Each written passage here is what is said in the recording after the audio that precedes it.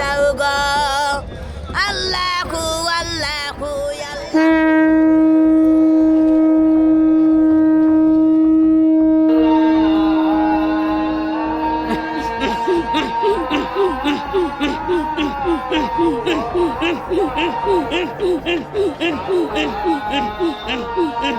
হিন্দু রাজকন্যা চম্পাবতী আর মুসলিম ধর্মপ্রচারক গাজী কালুর সেই অমর প্রেমের টানে আজও এক হয়ে যায় দুই ধর্ম।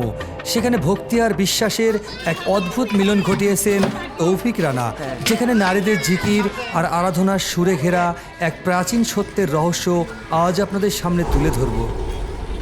আমি এখন যে ঐতিহাসিক মাজারটিতে দাঁড়িয়ে রয়েছি, এটি হচ্ছে ঝিনাইদহ জেলার কালীগঞ্জ উপজেলার বারোবাজারের বাদুরগাছায় অবস্থিত। এই ঐতিহাসিক গাজী কালু ও চম্পাবতীর এই মাজারে প্রতি বছরের ফাল্গুন মাসের শেষ বৃহস্পতিবার বার্ষিক ওরস ও মেলা অনুষ্ঠিত হয়। লাখো ভক্তের সমাগমে মাজার প্রাঙ্গণ মুখরিত হয়ে ওঠে এবং রোগমুক্তি ও মনোবাসনা পূরণের জন্য ভক্তরা সিন্নি ও মানত নিয়ে আসেন। প্রায় 550 বছর আগে বিরাটনগরের শাসক শাহ সিকান্দারের পুত্র বরখান গাজী বারোবাজারে আসেন। তার সঙ্গে ছায়ার মতো ছিলেন শাহ সিকান্দারের পালকপুত্র কালু। সেখানেই পরিচয় হয় চাঁপাইনগরের সামন্ত রাজা মুকুট রায়ের অনিন্দ্য সুন্দরী কন্যা চম্পাবতীর সঙ্গে।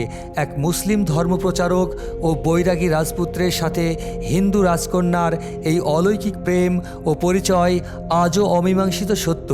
বারোবাজারের এই তিনজনের মাজার আজও সেই রহস্যময় ইতিহাসের সাক্ষী।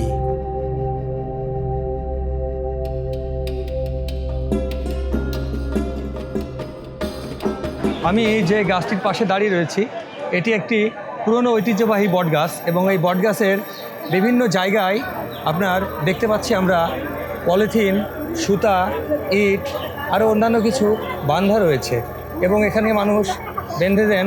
তারপরে তাদের মনের বাসনা পূর্ণ করার জন্যই এই গাছটির বিভিন্ন অংশে এগুলো বাঁধা দেখা যাচ্ছে। এক আঙ্কেলকে দেখলাম যে উনি খুব যত্ন সহকারে এই বটগাছের বিভিন্ন কাণ্ডে পলিথিন বাঁধছিলেন এবং ওনার সাথে আমরা জানবো যে উনি কেন বানলেন এবং এখানে কি উপকারিতা পাওয়া যায় এই বিষয়টা আমি সরাসরি জানতে চাই ওনার মাধ্যমে। আঙ্কেল, এটা আপনি একটু বলেন আমাদেরকে যে এই পলিথিনটা কীভাবে বানলেন? আমরা গুরু মুর্শিদের নামে দয়াল ফির গাজী কালুর নামে জি পলিথিন বাঁধলে একটা নিয়ত করে বালা মুসিবত আল্লাহ মুক্ত করে। আচ্ছা আচ্ছা, এর আগে আপনি পলিথিন বেঁধেছেন এরকম? হ্যাঁ, বাঁধেছে। সেই মনের আশা কি আপনার পূরণ হয়েছে? ইনশাল্লাহ হয়েছে। আচ্ছা, এখন আপনি আজকে যে মনের আশা নিয়ে বেঁধে গেলেন এই বটবৃক্ষের মূলে, তাহলে আশা করা যায় আপনার মনের দৃঢ় বিশ্বাস যে আপনার এটিও পূরণ হবে ইনশাল্লাহ। চাঁপাইনগরের রাজকন্যা চম্পাবতী ও ধর্মপ্রচারক গাজীর প্রেম যখন গভীর হয়, তখন সামাজিক ও ধর্মীয় প্রতিবন্ধকতা হয়ে দাঁড়ান রাজা মুকুট রায়। তিনি গাজী ও কালুকে শায়েস্তা করতে সেনাপতি দক্ষিণা রায়কে পাঠান। যুদ্ধে দক্ষিণা রায় পরাজিত হয়ে ইসলাম ধর্ম গ্রহণ করেন। পরে মুকুট রায়ের সাথে রক্তক্ষয়ী সংঘাতের পর গাজী চম্পাবতীকে উদ্ধার করেন। এই প্রেম ও যুদ্ধের ইতিহাস আজও বারোবাজারের অমর উপাখ্যান।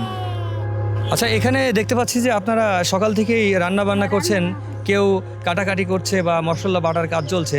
খুব মানে ব্যস্ততম সময় পার করছেন আপনারা।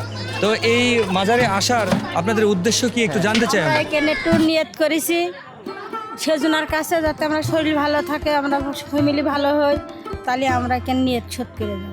আচ্ছা আচ্ছা, আপনিও বুঝি সেই মনে একই কিন্তু এখানে যার যার মনে যে কামনা বাসনা হয়, কিন্তু সেটা যখন পূরণ হয়ে যায় তখন সেটা নিয়ত এখানে শোধ করে দিয়ে। ও আচ্ছা আচ্ছা, মানে আগে আপনাদের সেই আশা পূরণ হয়েছে, তারপর আপনারা এখানে পরিশোধ করতে এসেছেন। করে দাও গো আল্লাহ রে কোরআন মাফ করে দাও গো আল্লাহু আল্লাহু আল্লাহ আল্লাহ রে কোরআন মাফ করে দাও গো আল্লাহু আল্লাহু আল্লাহ সুবহানাল্লাহ আল্লাহু আকবার সুবহানাল্লাহ আল্লাহু আকবার।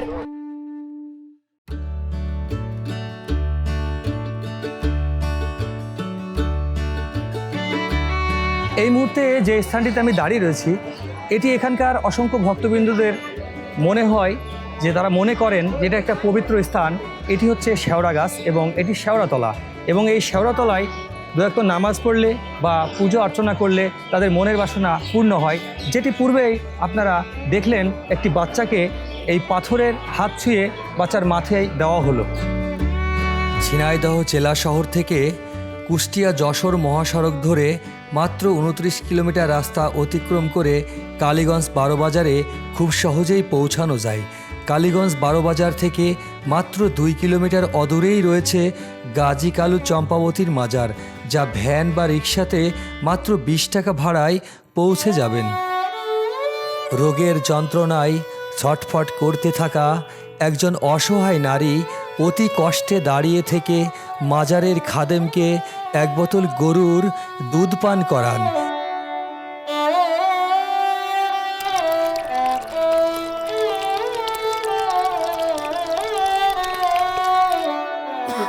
এবং সাথে টাকা ও মুরগি দান করেন, যেখানে তার অগাধ বিশ্বাস যে এই খাদেমের দুধ পানের মধ্য দিয়েই তার দীর্ঘদিনের রোগমুক্তির একমাত্র পথ।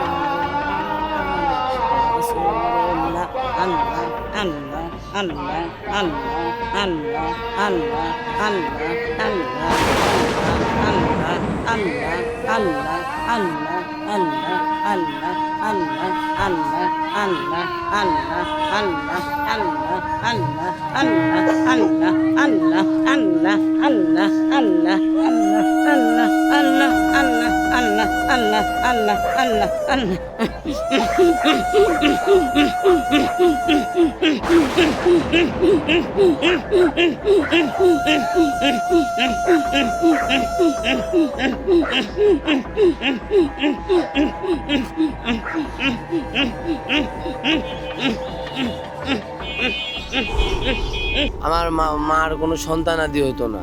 আচ্ছা আচ্ছা, না হওয়ার পরে এই গাজী কালুর মাজারে আমার মা এসে মানসা করে যে মানত করলাম যদি একটা বাচ্চা হয় আচ্ছা, আচ্ছা। এখানে একটা খাসি দেবো। জি জি জি। তো এটা বলার পরে আমি ওই বছরেই ধরেন আসি। আমি এই গাজী কালুর নামের পরে আমি জন্ম নিয়েছি। আপনারা শুনলেন এই গাজী কালুর মাজারে এসে জীবন ভাইয়ের মা মানত করেছিলেন একটি পুত্র সন্তান লাভের আশায়। তারাও আসছেন, মা বাবাও, এবং তার মা বাবার সেই স্বপ্ন পূরণ হয়েছে। যাকে দেখতে পাচ্ছেন সরজমিনে আমাদের জীবন ভাই, গাজী কালুর বরপুত্র সন্তান আমি। উনি নিজেকে দাবি করেন গাজী কালুর বরপুত্র সন্তান।